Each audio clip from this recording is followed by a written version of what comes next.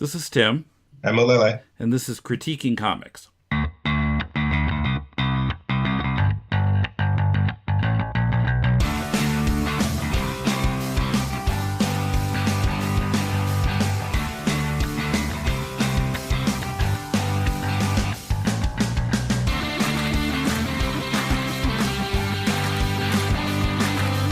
Welcome to Critiquing Comics. This is Tim with Mulele on Skype in Tokyo. Yeah, so how's it going? We're recording this really close to the time it's going up, unusually so. It's a Japanese holiday, well, sort of holiday week, except it has some work days in the middle of it. So sitting here on a Friday lunchtime, critiquing some comics. Today's Friday. Yeah, it is. Well, yeah, Mulele is operating in a sleep-deprived state after staying up to work on a comic on a deadline. Yeah. Well, the comic is completed, and I only had to ask for a deadline extension once, so I'm happy. Yeah. Okay. The first comic we're going to talk about today is called Old Man of the Mountain, issue 1. Created and written by Tom Rapka and art by Ariez Hernandez. And the story starts with two kids witnessing their mom's murder by a masked man. Then it cuts to three teenagers who apparently they're going out in the woods to smoke weed or something. And they're brutally murdered by two guys. I mean, it really gets kind of gratuitous, like eyeballs popping out and limbs getting cut off, and then they're taken back to the guy's house and they're pulling the kid's teeth out. I don't know if they're trying to get gold fillings or what the purpose of that was. Did that make any sense to you, pulling their teeth out? Well, he was kind of commenting on the excellent condition of the person's teeth. Yeah. So I don't think it was the gold fillings. But no, it didn't make sense. Okay. And then police come and surround the house, and there's a gun battle, and then I got confused on page 24. Like, the bad guys suddenly throw their guns away and revealed that they're like demons or something, and they decide to possess the cops rather than kill them. Mm-hmm. Yeah, and then the old man of the titular old man of the mountain shows up, and whose name is Ezekiel, and takes down the demons. And then I'm not quite sure what we're in for in the next issue. But now the whole comic is just kind of black and white, but on a sort of cream sepia background. And Tom, the writer of this, said that he likes the combination of cream and black, and thought that this made it look like the comic was on yellowing pages. Kind of a vintage look. I wasn't sure what I thought of it. I mean, it sort of works that way, but I don't know. What did you think of that coloring aspect? Well, it doesn't really count as coloring, I don't think. It is different, but at first it's a bit off-putting. But there are a couple of things about the artwork. Number one, this is pencil work. This is not inked. So it's still a little rough around the edges, and you can see some of the artifacts of photocopying or scanning. And that gives it a very unfinished feel, even though the pencils are incredibly tight. You can still see some of the construction lines underneath that. So it feels unfinished, and adding the sepia, I guess, just it's one flat color all the way through.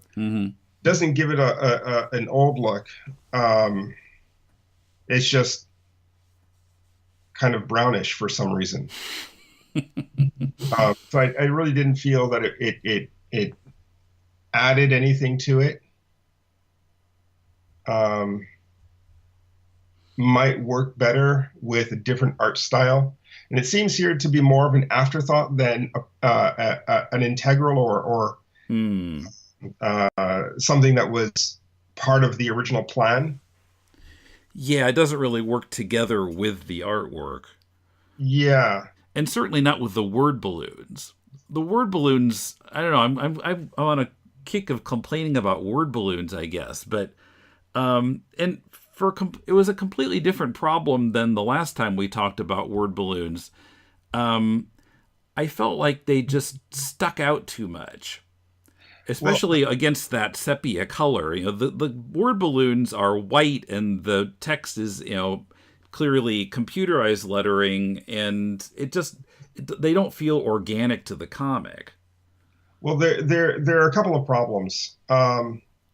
The the artist didn't know exactly what the script was, it seems, because there doesn't seem to be much room for dialogue, Hmm. or at least didn't understand that the dialogue would be so large, um, would need so much space, because it kind of plays like a silent comic, um, with a couple of spots for dialogue, but not really. There seems to be just not enough room. Hmm. Um, but then the person who added the word balloons didn't know anything about composition. So the information is there, but the word balloons are a little bit ugly. The font is off, and it seems to be some sort of bold type, and they're misplaced in the page. Yeah, there are a few where the pointer is pointing at the wrong person. Oh, I didn't even catch that. That's fucked up. Yeah, But on page 17 and on page 31, there's a panel where it's not pointing to the speaker. yeah, that's not cool.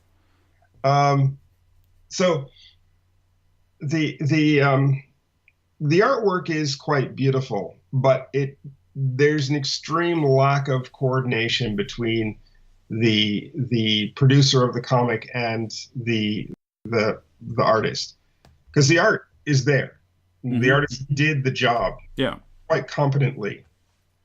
But it seems like he either didn't have all the information, or after the comic was done, someone came in and added to it. And I would say the sepia tone and the word balloons are not helping this comic. Hmm. Art wise, that's about it. One question I had about the story, that first scene of the mother being murdered, as far as I could tell, never tied into the rest of the issue. And this is first issue of I don't know how many issues it's going to be, but I felt like they really needed to tie that back in to the rest of it by the end of the first issue. Otherwise, you get into the second issue and you've completely forgotten about that scene. No, but it's a mystery, aren't you? Yeah, no, I had forgotten about that by the time I got into the demons. Yeah, so had I. And actually, the murder of the mother is not quite graphic, but it's kind of harsh. Hmm. And so it's kind of a harsh beginning. But when the teenagers get killed and there's like eyeballs and brains, it's so graphic that anything prior to that just kind of was gone from my mind. Hmm. So it kind of threw me off. And I kind of wondered what the purpose of the comic was, what they're trying to do. Yeah, well, Tom said that well, I commented that it was too bad that Ezekiel didn't show up in time to save the kids, and Tom said that he wanted to show how bad the demons were, and maybe that's why I got so graphic. I don't know, but yeah, I think it maybe overpowers, and I'm not even sure this is meant to be a horror series necessarily, but it becomes that, and that becomes sort of the focal point of everything. It overshadows the murder in the beginning and the fight at the end, and that's kind of the main thing you remember about it, I think. Yeah, but in that logic, it kind of seems that, well, violence isn't necessarily bad. Like killing isn't a bad thing. But killing someone in a really graphic way, that's the bad. That's what discerns good from evil. And actually, no, that's a director's choice. Mm-hmm. So we could say that the director of the image, the person who said, okay, this is the way it's got to be, whether that's the artist or the editor or the writer, that would make them evil, but not necessarily these characters. These characters killed those teenagers. And regardless of whether or not I see eyeballs and brains, they're still dead. Yeah. And so, as a symbol of evil, it's kind of done. But extreme evil and extreme evil is it's kind of a weird paradigm. I don't really see it as being necessary. Mm. Because at the end of the day, you've got a comic, and you can use the time to invest in the characters that are dying to make us really feel the impact of the death, or you can use your time setting up the bad guys to show us the depths of their evil. But showing eyeballs doesn't necessarily make it so. Well, and it was a little hard to feel sympathetic to the kids anyway, because we had a scene where they're shoplifting, like, regardless of how you feel about the drug use part of it, I mean, they committed a crime in the shoplifting part, and now we're supposed to feel sorry for them getting cut to pieces. Well, it wasn't even the shoplifting. It was the getting drunk and high while driving. There's that too. Wait a minute. And then suddenly they're dead. And I kind of didn't know how to feel about it. They might have been dead anyway if they'd been left alone by the demons. Yeah, right. But and they were going to check out this house and harass the old lady. Mm-hmm. Who may or may not be crazy. And it's kind of established that the house that they were going to is the house where these two demons live. But so you've got 3 kids who shoplift, drink and drive, do drugs, who suddenly get violently murdered. Yeah, I kind of don't see what I'm supposed to feel there. Mm.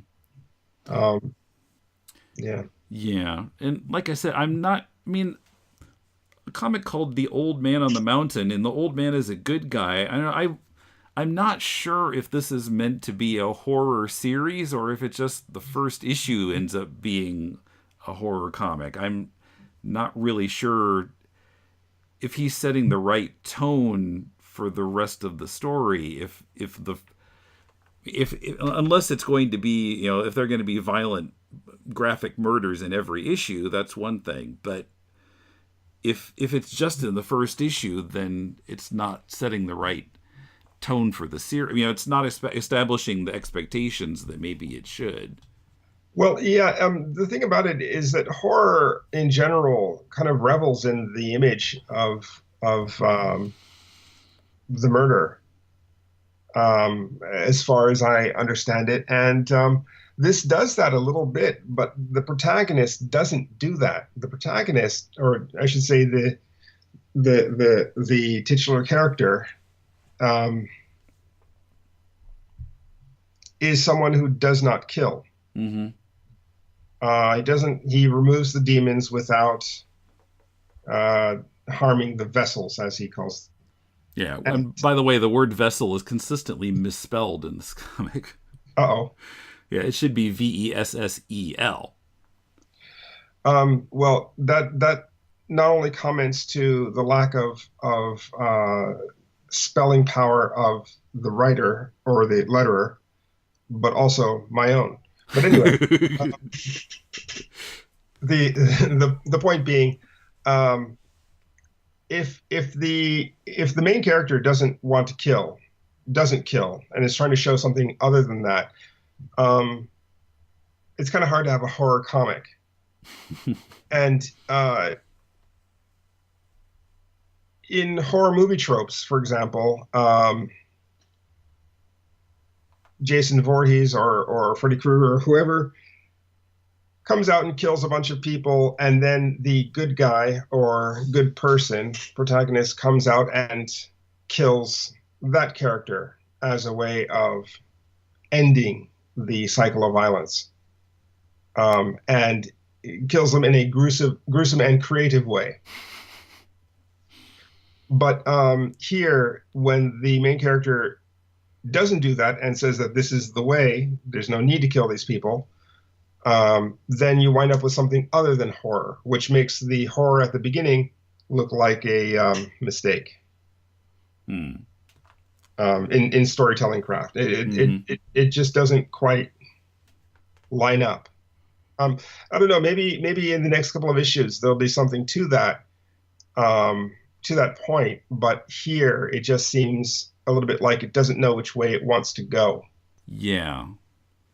Yeah, that whole last scene just seemed like it was almost a different comic from the part where the kids got murdered. Yeah. But I mean, there are some writers who like to switch it up like that, and that's all fine. But for a complete story where you sit down and beginning to end, that's it. You've got it, the entire story. It's kind of easy to do that, to kind of push the reader through a series of emotions and styles, and then you have a complete thesis to reflect on.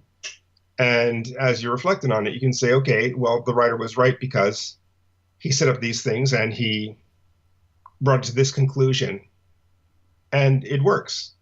But for something like this, a series work where you only get one section at a time, you have to kind of keep tying it back to the main theme in some solid way. But if you don't tie back and you just a bit here, a bit here, a bit here, see you next time, then it comes off as disjointed, and that's kind of what I'm feeling here. Mm-hmm. Okay, so they're planning a Kickstarter for this comic. I just heard from him this morning that it's being delayed a little bit, but I'll link to their Facebook page in the show notes. You mean the Kickstarter is not launched yet? Yeah, they ran into some problem, he said. So I see. Yeah, I'm not quite sure when it's going to start, but okay.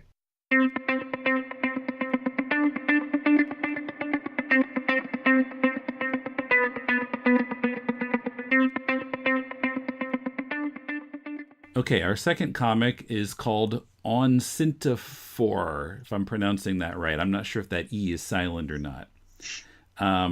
By Labios de Leon, or Lion's Lips, who appears to be a Spanish creator, or I'm not sure what country, if it's Spain or a Latin American country, but yeah, it's originally written in Spanish. Mm-hmm. And I'm really not sure what this comic is about. Okay, sorry, just real quick. I read chapter 1 and that was it. I read the first 3. I'm not sure how many pages I actually read, because it's a webcomic and all the pages of a chapter are on one page. So yeah, I'm not sure of the page count either. But interestingly, the menu, chapter 1 is in the upper left-hand corner of my screen, and chapter 2 is in the bottom left-hand corner, and it you have to press the older posts tab to show that. And so it's really weird because it's like chapter 1, and then it says chapter 23, and then below that it says chapter 22. So the chapters are all out of order. It's very confusing to just navigate from chapter 1 to chapter 2. That's also kind of how I felt about the comic itself. It's actually nicely drawn and has I don't know, touches of anime, Mm-hmm. a little bit of Sergio Gonzalez. Sorry, no, Sergio Aragonés. Ah. Touches of Aragonés, and In places, it reminded me of James Thurber, of all people. James Thurber, who? So James Thurber was a writer and cartoonist of like early 20th century. Not really Okay, a comics person, but a cartoonist. not familiar with the work, but I'll take your word for it. Okay. But just as the chapter page was confusing, the comic itself is also quite baffling, and actually seems to be taking place in 3 languages. So there's English, which seems to be the main text, but it's not native English. So there's, and I kind of like that. I like seeing some cultural or lingual flair from the creator's native language.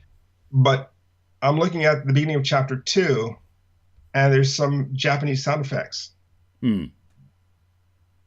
And I don't think they are correct sound effects. So Spanish or English, and then translated into Japanese through some circuitous logic. And yeah. But yeah, the last panel of chapter 2, it appears that maybe he forgot to translate it, and it's all in Spanish. The last panel of chapter 2. Yeah. Where the little girl has turned into the woman with jagged teeth, and the dialogue boxes are in Spanish. Interesting. And I'm assuming that that was an oversight, but I'm not sure. Because up till then, it's all English. It's All, either an oversight or a very bold move.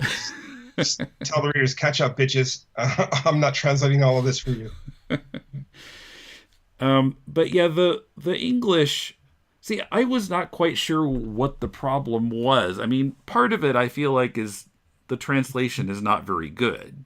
Mm-hmm. Part of it, I think it's maybe trying to be arty and a little difficult to figure out, and up to the reader to kind of figure out what the meaning is. But also there are a number of like places where he puts a footnote that points out that he's referring to the work of James Joyce. Yeah, I saw There's a that. place where one word balloon, it just has the word river run, and then underneath it says that river run is the first word of Finnegan's Wake from 1937. Now, I've never read any James Joyce. I know that it's notoriously very wordy and hard to understand, Mm. which is kind of like this comic. I didn't find it too wordy, though. And I mean, I couldn't tell you what the story is. There are some kids walking around with like big straw hats on, and then there are some adults also, and I don't know. It's just kind of baffling. Yeah, but the thing of it is that the artwork is quite competent. Mm-hmm. A little bit rough around the edges in some of its details, but the artist understands composition and comic flow and or panel flow and generally seems to kind of hit everything. The only thing that I find a little bit baffling is all of the situations and dialogue lack context. Everything seems to be out of context. There's really no way for me to understand this without some sort of like Rosetta Stone. That seems to be annotations. Yeah. But the thing is, because it's well drawn and seems to be well paced, I'm intrigued and want to read more, but Hmm. I think ultimately not being able to understand, okay, this story is about this, follow along. Without that, I think ultimately it would just frustrate the hell out of me. Um, reading the first, reading the um, first chapter, yeah, just it's like a man walking up to me in the street and talking gibberish, and I'm just like, yes, go on. Tell me more, um, because it's interesting gibberish nonetheless. And maybe he's showing you some pictures and doing some hand motions, and you feel like you should understand it, but you don't. Or he's got something that he really wants to tell you, but it's just not connecting for whatever Mm. reason. Yeah, and this comic, yeah, it's actually nice to look at. He's got some Leiji Matsumoto stylings as well. Mm. Um, just looking at the last couple of panels of chapter two, but yeah, I want to know what is it about, and I don't think I'm going to get that answer. No. Yeah, it's a puzzler. Yeah. By the way, if the artist is listening, which I assume, um, please do contact us and let us know the concept behind the story, um, so we can read more and maybe talk about it a little bit more. Because I wouldn't mind revisiting this comic with a little bit of extra knowledge. Hmm. Yeah. Now, like I said, this is a web comic, and of course, I'll link to it in the show notes. Oh, one last thing I wanted to point out. This format for the web page Hmm. is a little distracting. Um, the gray bar at the top and the title page always on the left, bigger than the comic in my browser anyway, Hmm. really doesn't do the comic justice. This theme is not good. Oh, this WordPress theme. Yeah, it's a WordPress, but it looks like a WordPress.com site, which is the Yeah. free WordPress. Hmm. Hmm. Find another place to put it, because this or another way to put it on WordPress if you're going to stick with WordPress, because this is not good. Um, it's kind of an eyesore and it's distracting. And the chapter list is all fucked up. So definitely, yeah. Yeah. Well, it seems like he wants to keep chapter one at the top, but then as additional chapters go up, they appear just under chapter one.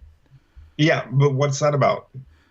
Yeah, I don't know. Um, I mean, I read chapter one, and then there was a link there somewhere to chapter two, so I was able to keep reading. But okay, I think I you have missed the you have to thing. scroll all the way down, like so that the comic isn't visible anymore, and then there's a link that says next post conflict. And it's very very small too. Yeah, Yeah, no, this theme is not good. Get another theme. Sorry. yeah, or at least put that link like right next to the bottom of the comic. I mean, yeah, we won't see the ads, but yeah, it's easy to miss that link to the next page. Wait, there are ads? Well, yeah, so under the comic, well, then there's a bunch of white space, and then there's a picture of one of the characters, and then there are a couple of ads, Oh, and then there are social media buttons, and then some keywords, I guess, and then next post conflict. I've got an ad blocker, so I've Ah, I see. no ads for me. Okay. Um, and no money for this guy. Sorry, guy. Well, I think they're actually ads for WordPress ads because nobody's actually bought the space. Well, fuck that. I mean, I'm, I'm not about giving money to WordPress. So yeah, just that. Present your comic in a better space, the best space possible for the reader. And if your intention is to string all of the pages end to end like this, so it seems like one endless page, it's fine. Some comic sites are doing this. I think Line Comics? Mm-hmm. Yeah. Yeah, it does this. Um, and it may work for smartphones. I'm not sure. Mm-hmm. On a desktop, it seems a little bit weird. And it also seems like it wasn't drawn with that intent. So maybe presenting it a little bit differently would be better. Yeah. Yeah, but I'm interested, and I do want more, but I need a couple of things in the beginning. Like, your friend says, "Hey, let's go on a trip," and you say, "Where to?" And he's like, "No, no, no. You'll see when we get there, maybe." It's a little hard to go on that trip. So, yeah, tell us what it's about, son.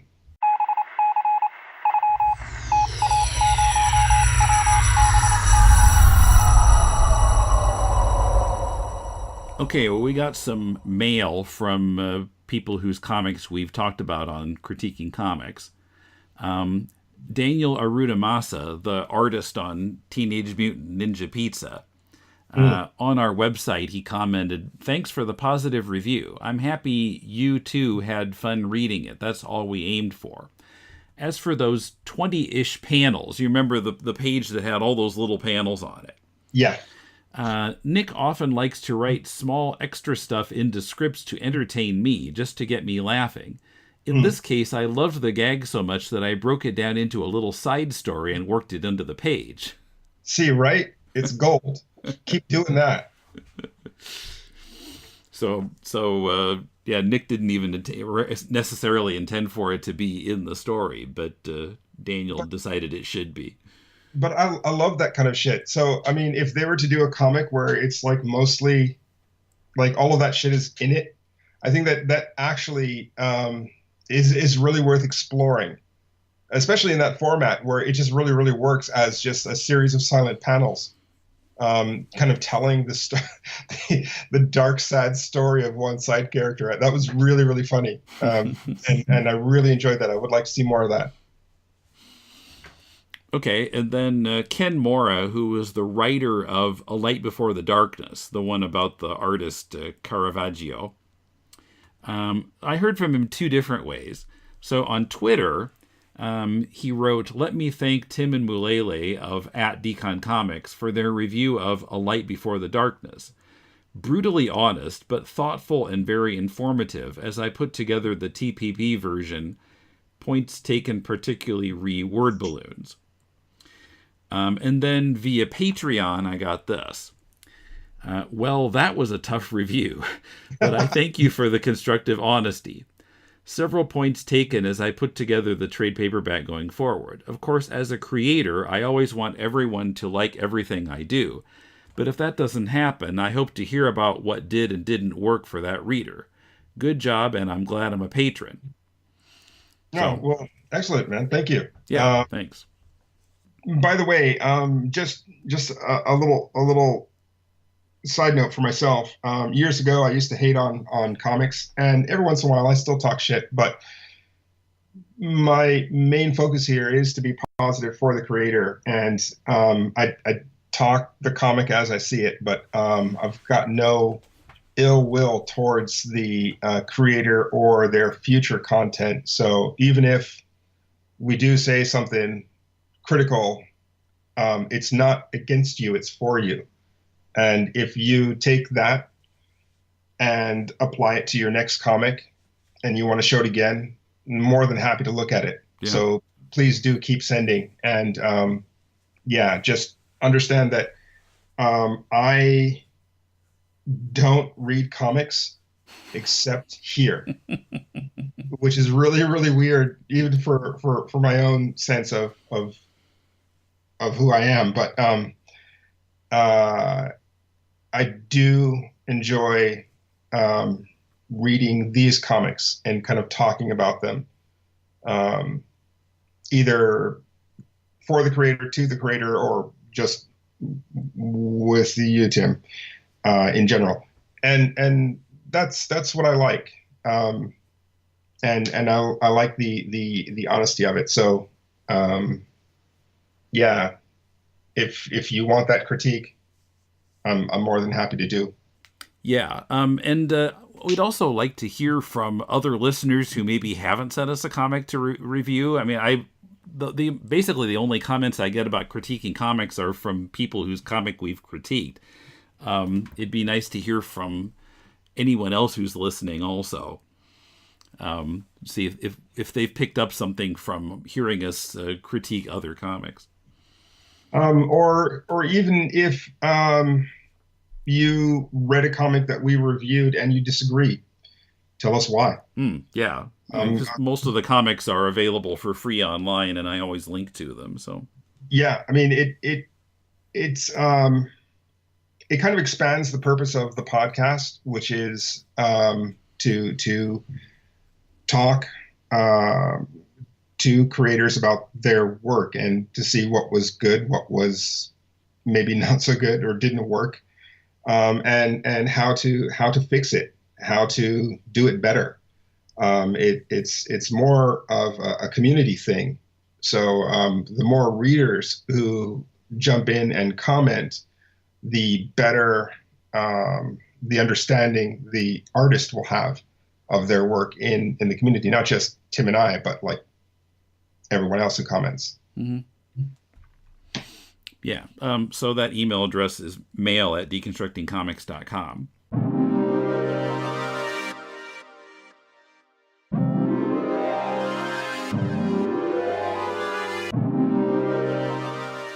Mulele is about to go to TCAF. That's right. And we're, like I said, we're recording this very close to when it's going up. So that's next week? Yeah. This is going up on the 7th, right? Yep. Yeah, and I'll be flying to Canada on the 10th, and then TCAF is on the 12th and 13th. Yeah. A couple of things. This is my first time going to TCAF. I can only go, once every other year if they accept me. Because it's very heavily curated and it's very popular and very competitive. So they only allow you to go once every other year, or to apply once every other year. So my next chance to go would be 2020. And I don't know what to expect, really. I'm kind of looking at the list of artists, and it was actually a couple days ago they showed me the table arrangement inside the con, who my table partner will be, because I only got half a table, and just who's there. And looking at the list of artists, yeah, I was already kind of behind schedule on my comic, and I'm drawn. It's like 4 a.m. I get this email, and yeah, it was a little bit depressing because all of the other artists are so good. I'm hoping to meet a lot of new people and to make some new friends. To that point, I'm in Canada alone. I've got nobody there that I know. So if anybody listening to this wants to come up, say hello, get a drink, I'm down for that. Because post-con, like after the event is finished, I think it's finished at 5 or 6. After it's done, basically, what am I going to do? Go back to the hotel, watch some movies? That's kind of boring. Go out and drink alone? Also kind of boring. So, yeah, I'm down for drinks for anybody who wants to come. Well, you might be approached by Coom, a guy who lives in Toronto who does interviews for Deconstructing Comics sometimes. And I know he's going to be there. Okay. Well, Coom, let's hook it up. Walk up to my table, come and get me. Otherwise, hit me up on the emails. Yeah. So we're not sure if we're going to get another episode of this out in 2 weeks or exactly when the next Critiquing Comics will be out. But if there isn't a Critiquing Comics, there'll be another Deconstructing Comics. So something will come out every Monday. And I'm on Twitter at Decon Comics. And Mulele? We're doing websites? Sure. Okay. Well, Mulele.com, and my Twitter, Facebook, and Instagram are all Mulele Redux. Okay, so until next time, this is Tim. And Mulele. And thanks for listening to Critiquing Comics.